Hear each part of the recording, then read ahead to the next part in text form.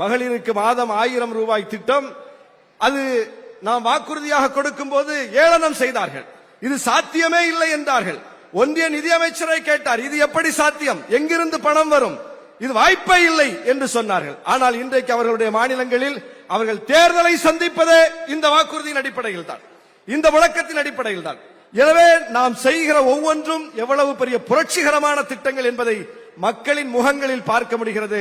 இன்றைக்கு முதலமைச்சர் இந்த நாகப்பட்டினத்தை கடந்து வரும்போது பெண்களிடம் கிடைத்த வரவேற்பு, இப்படி ஒரு ரோட் ஷோ நேற்று வரைக்கும் திட்டத்தில் இல்லை. நேற்று இரவுதான் முடிவு செய்யப்படுகிறது. காலைக்குள், விடியற்காலைக்குள் அவ்வளவு மக்கள் வந்து திரளுகிறார்கள் என்றால் அது திரட்டப்பட்ட கூட்டம் அல்ல, தன்னியல்பாக திரண்ட கூட்டம். மக்கள் தன்னியல்பாக அவர்களின் வீட்டு வாசலில் வந்து நின்று மிகப்பெரிய வரவேற்பை கொடுக்கிறார்கள். ஒவ்வொரு முகத்திலும் அவ்வளவு பெரிய மலர்ச்சியை பார்க்க முடிகிறது. ஏன் இந்த மலர்ச்சி? மாணவர்கள் முகத்தில் மலர்ச்சி, பெண்கள் முகத்தில் மலர்ச்சி. எந்த சக்தியாலும் இந்த ஆட்சியை வீழ்த்த முடியாது, எந்த சக்தியாலும் இந்த கூட்டணியை கலைக்க முடியாது. அப்படிப்பட்ட ஒரு மகத்தான பணியை ஆற்றிக் கொண்டிருக்கிற மாண்புமிகு முதலமைச்சருடைய கரத்தை வலுப்படுத்துவோம். என்னென்னவோ சித்து வேலைகளை செய்கிறார்கள்.